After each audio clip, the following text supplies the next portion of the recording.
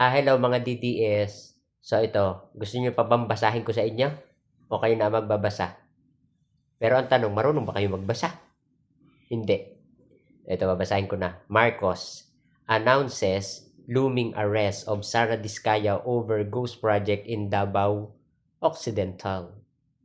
O, nasa na yung mga nagsasabi na hindi kayang ipakulong, walang nakukulong. So ito na. No, kaway-kaway. So yan na. Yan na.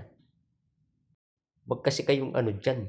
Nagmamadali kayo eh. Sa administrasyon ngayon, lahat ay nasa due process. Nasanay kasi kayo dun sa no investigation, pag napagtripan, gurgur, kulong. Like Layla de Lima, diva. At hindi pa rin namin nakakalimutan yung mga may kasong plunder na pinalaya ni Digong nung termino niya. At pag naging presidente si Sara, ito si Sara Diskaya at saka yung mga nakukulong o makukulong pa, makakalaya na naman yan.